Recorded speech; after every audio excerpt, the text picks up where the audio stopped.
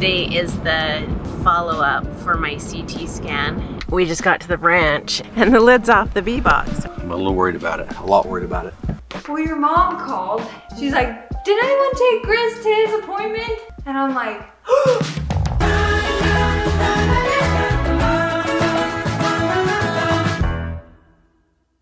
So I'm doing schoolwork and I was doing science project. One second. Okay, I was doing a science project, which is this. It's a mini flood and it's in a pan and it's for science because I was learning about different weather hazards and yeah, that's what I was learning about.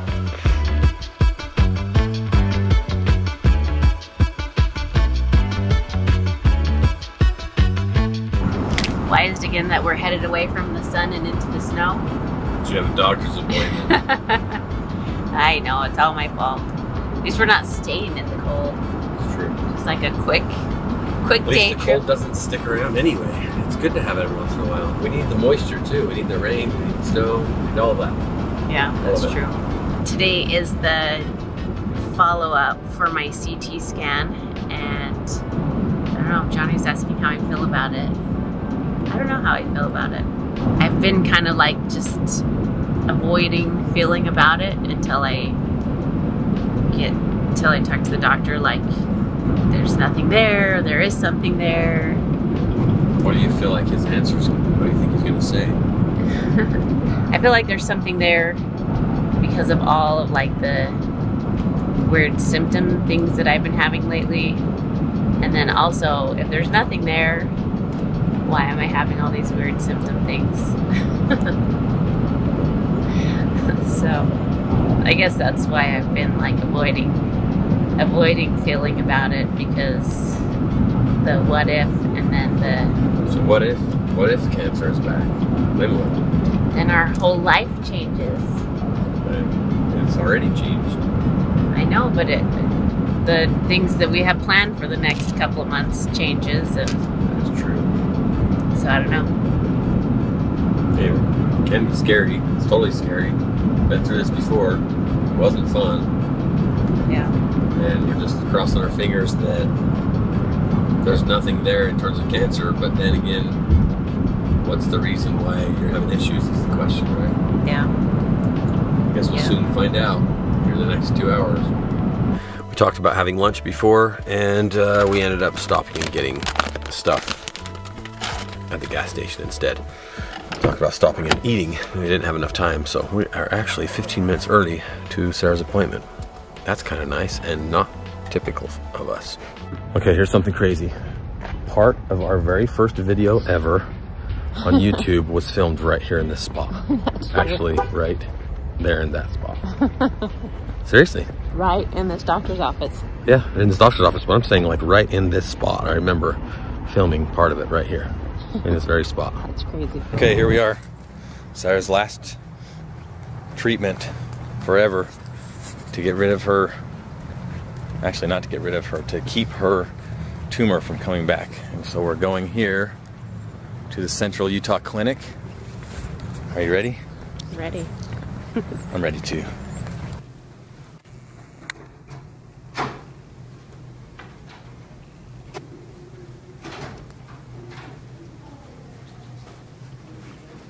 How do you feel? I feel amazing. Sweet. 6 years ago. Crazy.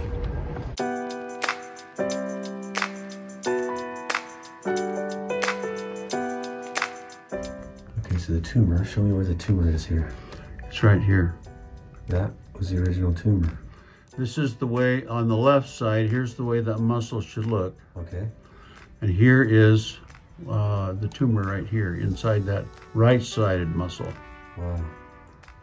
Now that is pretty much exactly where your symptoms are now. Is in that area. Okay, so this is from the side. There's Oh wow, that's much more prominent from the side, huh? There's the tumor. Here's the bowel right behind it. Oh wow.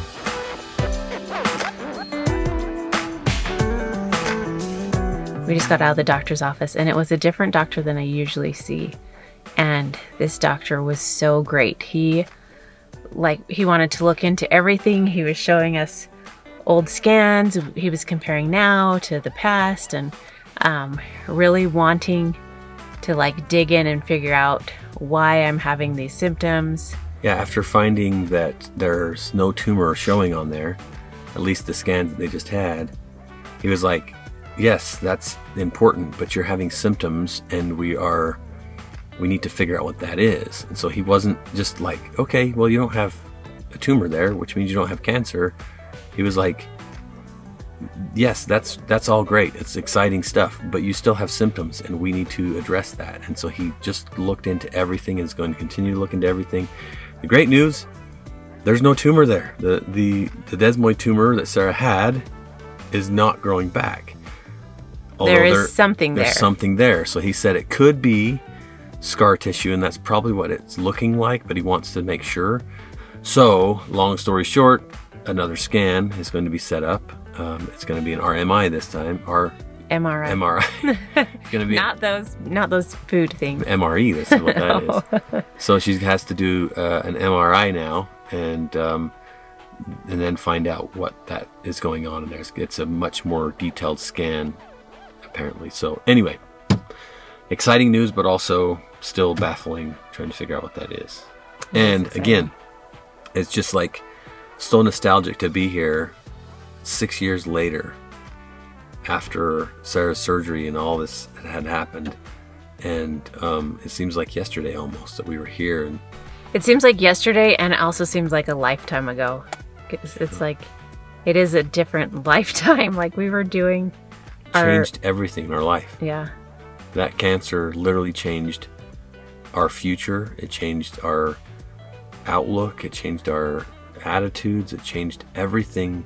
It literally changed everything in our lives. And so, and I say that lightly because she's the one that had to have the surgery and go through all that stuff, right? But it changed everything. It changed our whole entire life. We'll just have to see what this next little piece is. Hopefully it's just another little area. She may have to have surgery again. I just really appreciate that doctor that he was willing to just sit there instead of just be like, you have a little bit of pain, but nothing's wrong. I appreciate people who just do not give up. They don't give up until they figure out problems and issues.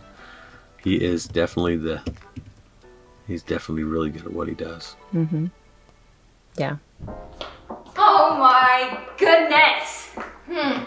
Well, your mom called and I was like, she's like, did anyone take Grizz to his appointment? And I'm like, oh no, that's why I ran out of here with Grizz. So he had a haircut appointment at 4, but since we were doing the water balloon attack on Drake, I forgot to take him. So then your mom was like, if you get him there by 4:15, they'll still take him. So I get there at 4:16, like almost 4:17. It had like 30 seconds till the minute changed. I was like, I'm so sorry. I hit every red light, literally every red light. I'm like, is there any way you could just take him? And they're like, no, we can't take him. Oh, dang. So he was supposed to have to go on Wednesday. Dang, Grizz. And now I have to give him a bath. This is what I get for being sick. I get all the gross duties because I'm sick and already have germs. I get butt duty. Butt duty. Sit down. Okay, dude. It's not that bad. Oh, stop. It's your fur. Stop.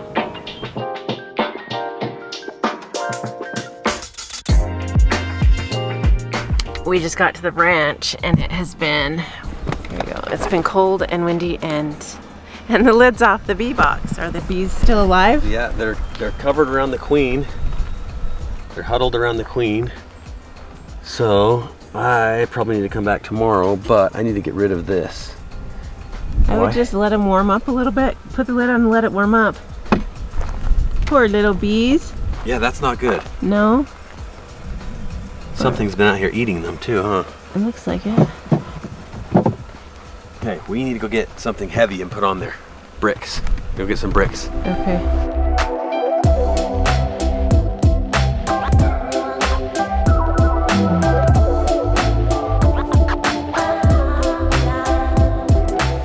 they're making a lot of noise now. Huh? Oh. They're making a lot of noise now. It's working. Yeah. Holy they're cow. warming up. Yeah, I hope so. It sounds like it, huh? Yeah.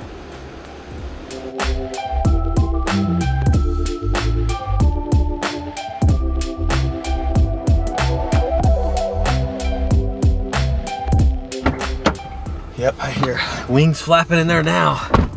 They weren't at all, I mean, they were a little bit down deep, but they're all gathered around the queen.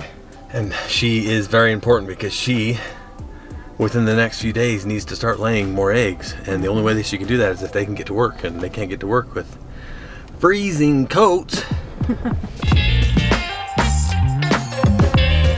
We talked to Michael Beach and he said our bees need sugar water ASAP. They probably have some in there, but it's not enough to get them through, probably not, so. So we ran to the store to get some water and some ultra-fine sugar And to check mix this the out. two together. Chug it. Chug, chug, not chug, chugging. chug, I do chug, want chug, some, chug, actually. chug. That's it right there. I can do it. Oh, I got it, I got it. I get to do this part. You said I get to do the sugar. Stop, we can both do it. Knock can it do off. it Knock it off. Stop. You said I can do the sugar. No, we're both gonna do it. You're rude. Why?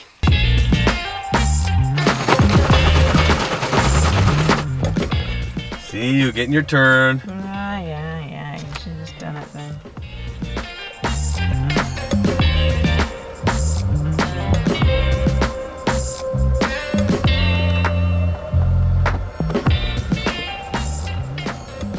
I had a lot of fear around this doctor's appointment. I had fear around making the appointment, hearing what the doctors had to say, and it was a lot of what ifs. What if my cancer is back? What if? What if? What if? And he said my cancer is not back, but that doesn't mean that there's not something going on.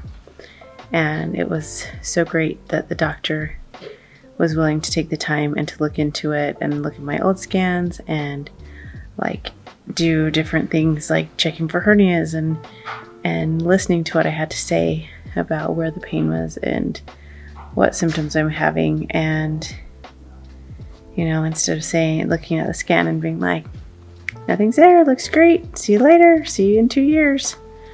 He listened to me and he wants to figure out why I'm having these symptoms.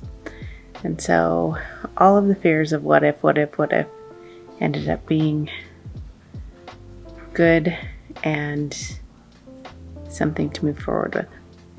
Johnny and I in the car today were talking and he said, what if all the what ifs come true?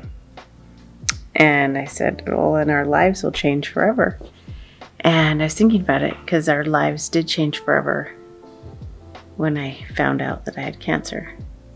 And it was all good things. We learned so much and we grew, and it put us on the path that we're at now with YouTube and just all the things we're doing now. And so even though it was hard and painful and scary and sad, all those things, it put us in the place that we are right now. And who knows if that would have happened without that. So I am grateful for my trials.